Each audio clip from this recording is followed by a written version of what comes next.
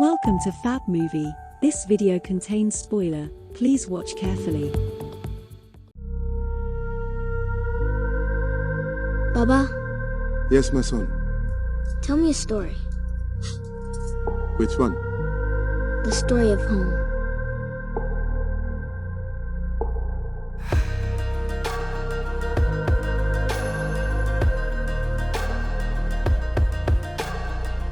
The adult's voice tells the story of vibranium.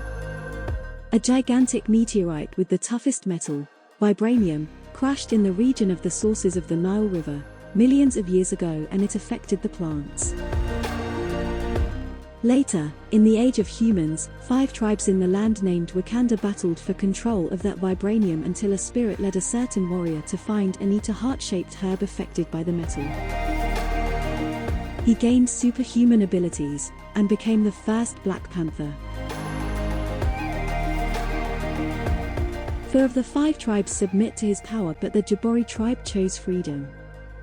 The Wakandans use vibranium to develop highly advanced technology. They see the horrors of other nations and isolated themselves from rest of the world, posing as a third world country.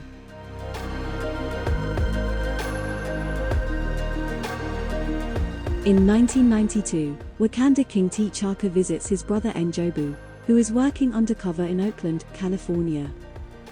T'Chaka accuses N'Jobu of assisting black market arms dealer Claw with stealing vibranium from Wakanda. N'Jobu's partner reveals he is Sui, another undercover Wakandan, and confirms T'Chaka's suspicions.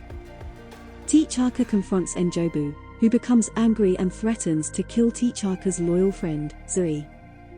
T'Chaka reluctantly kills N'Jobu to save Sui, and abandons N'Jobu's son Eric in order to prevent the Wakandan people from learning the truth.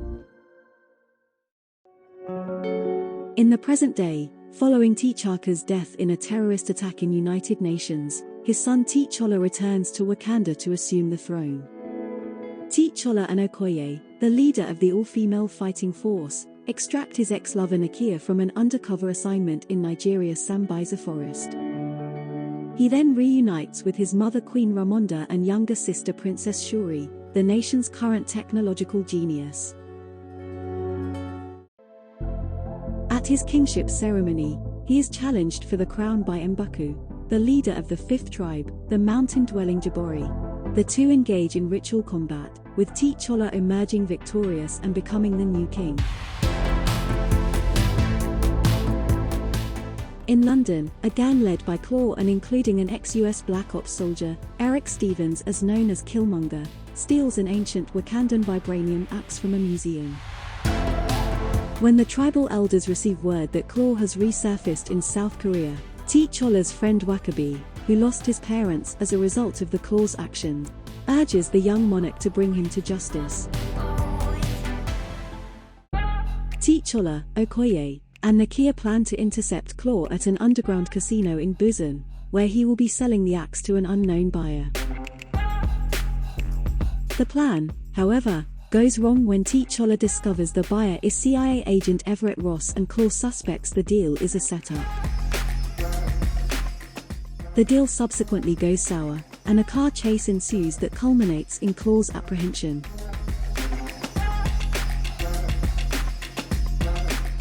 While in CIA custody, however, Claw is rescued by Killmonger. Ross is seriously injured, saving Nakia in the attack, and rather than pursue Claw, T'Challa takes Ross to Wakanda, where his sister Shuri uses the nation's advanced technology to save Ross' life. Killmonger kills Claw and takes his body to Wakanda as a token, revealing his identity as N'Jobu's son to the tribal elders and challenging T'Challa for the throne. Killmonger triumphs in ritual combat and hurls the defeated T'Challa over a waterfall. After ingesting the heart-shaped herb to gain the powers of the Black Panther, Killmonger enacts his father's plan, preparing shipments of Wakandan weapons to be distributed to Wakandan operatives around the world. Nakia, Shuri, Ross, and T'Challa's mother Ramonda flee to seek the aid of the Jabari and learn M'Baku's men have found and are caring for the comatose T'Challa. Healed by a heart-shaped herb brought by Nakia, T'Challa returns to Wakanda and to renew his combat with Killmonger for the throne, which was never officially concluded since T'Challa never died or conceded. When Killmonger refuses to cooperate, his claim to the throne is immediately invalidated and Okoye turns against him. However, Killmonger, who is now wearing a suit of Black Panther armor of his own, resists with force along with the border tribe. While Shuri, Nakia, and Jabari battle Wakabi, Ross, piloting a remote jet with Shuri's guidance, shoots down the planes carrying the weapons before they can leave the country. The battle goes poorly for T'Challa's side until M'Baku and the Jabari arrive to support him, thus turning the tide.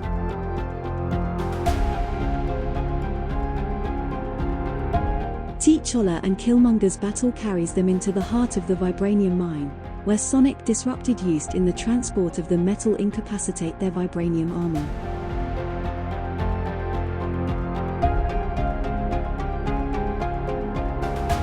While Killmonger's body is briefly exposed, T'Challa stabs his cousin.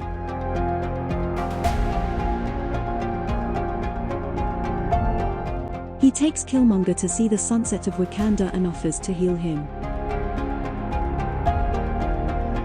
But Killmonger states that he knows he will then be imprisoned and would rather die a free man. He pulls the dagger out of his chest and dies peacefully.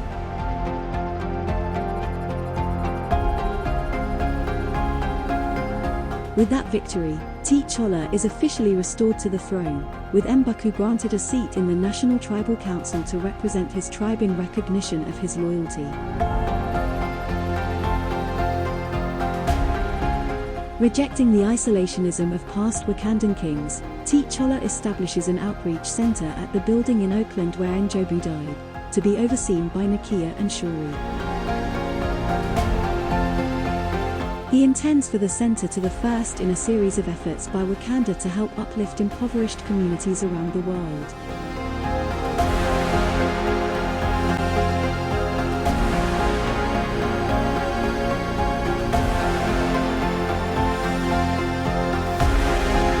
In a mid-credit scene, T'Challa appears before the United Nations to reveal Wakanda's true nature to the world.